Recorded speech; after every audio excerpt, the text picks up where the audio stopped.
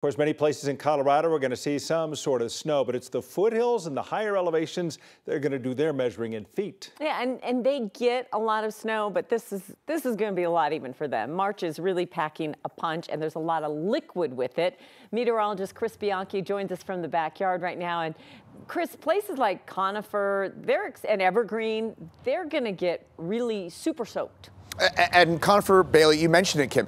These are parts of the metro area that are used to getting the high ends of these snowfall totals. But this is not a typical storm for us here in Colorado. I'm going to show you why in just a second. But as kind of an indicator, a lot of you here in the metro area within the last hour have probably heard some thunder. In fact, I heard some thunder here in the 90s backyard about 2.5 minutes ago. And the reason I say that is that's an indication the amount of energy and also the amount of moisture that's within the storm. Let's show you some of those estimated. This is one computer forecast model showing us the amount of possible water within the storm. Now, bunch of numbers. The thing that stands out about these numbers, this is about 15 to 20% of our average annual precipitation. I repeat, annual precipitation for us across the Front Range and through the metro area. So this is an enormous amount of water. And here's the culprit for all of that. We've got a strong area low pressure at what we call a cutoff low. This is an area low pressure that's not attached to the jet stream. Point being, that thing is just going to sit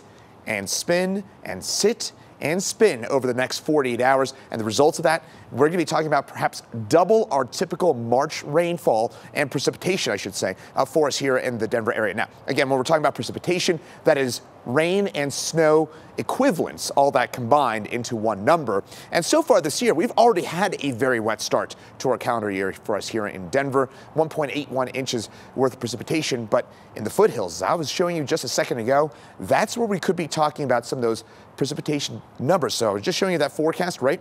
For us, that's in Denver.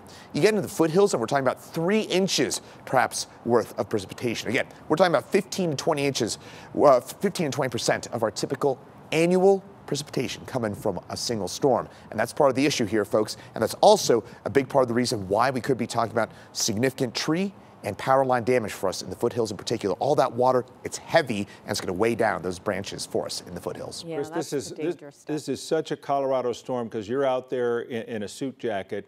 It's really warm. It's still in the upper 40s, right? And it's dry, and you're literally telling us that in 12 hours, it's going to suddenly go to a big white mess.